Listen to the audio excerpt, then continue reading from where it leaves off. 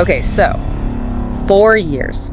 4 years we waited after that first little tease, and Insomniac finally dropped the big one. Logan.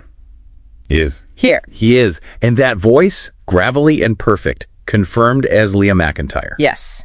Exactly. Now, this wasn't just, a quick look at claws. It felt like way more. Oh, absolutely. It was packed, like a real deep dive into the lore already. It tells you this game is going to be pretty massive in scope. Right. So that's our mission for this deep dive. Cut through the noise and really unpack the 3 biggest signals they sent about how complex this game is going to be. Okay, what are we looking at? First, those A-list villains they picked. Second, the costumes, some real deep cuts there. And third, the fact that this story is, well, globetrotting. Sounds good. Where do we start? The Rogues Gallery. Let's do it. Wolverine's got a huge list of enemies, but the ones they showed, pretty telling. Yeah, 2 massive confirmations straight away. Tells you a lot about the tone they're aiming for. First one, Omega Red. Big guy, scary metal tentacles. Carbonadium tentacles. I actually had to look that up. What's the deal with carbonadium specifically? What does that tell us? Well, it shows Insomniac is thinking about mechanics, right?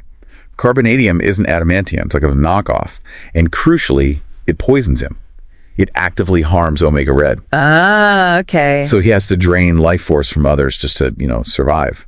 Logan has his healing factor pain, sure, but Omega Red is constant necessary suffering. Wow. Their rivalry, going way back to Team X, that old Cold War ops unit, it's fundamentally about who endures more agony. It's brutal. That definitely sets a darker tone. Okay, villain number 2, Mystique.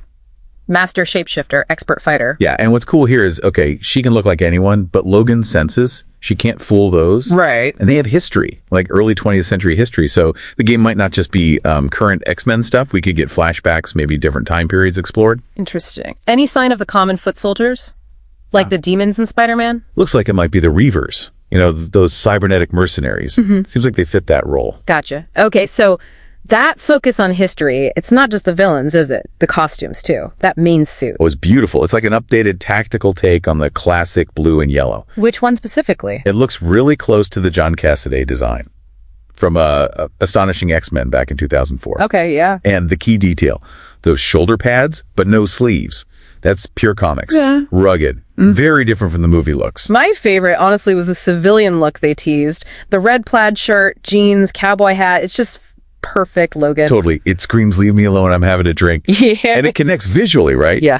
To the Princess Bar, Madripoor. And classic artists like John Byrne's run on Uncanny X-Men. Exactly. Oh, and don't forget the brown bomber jacket. Yeah. Just a glimpse. But that's straight out of the X-Men animated series. They're pulling from everywhere. That civilian look the Princess Bar mentioned. Okay. It confirms a key location. And this is maybe the biggest shift from, say, the Spider-Man games.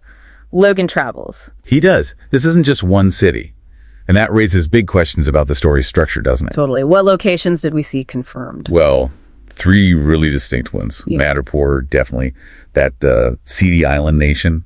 Confirms we'll see Logan doing some off-the-books, maybe morally gray stuff. Princess Bar confirmed. It's Japan.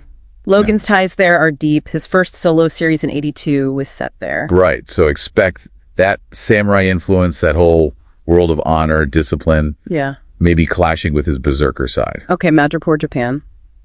What was the third? The Canadian wilderness. Yeah. Big snowy forests. Yeah. Which takes us right back to the origins, Weapon X, maybe Department H. Yeah. Like brutal, isolated environment. So you've got dense, shady city, ancient structured society, and then just wilderness and pain. Exactly. Madripoor's grime, Japan's code, Canada's isolation. The story's going to be constantly testing him in different ways. Yeah. So wrapping this up for you listening, what we're seeing is a game using classic villains to dig into Logan's own struggles, packed with costume nods for longtime fans and a story that spans continents, forcing him to deal with his past everywhere he goes. It feels huge. And think about this.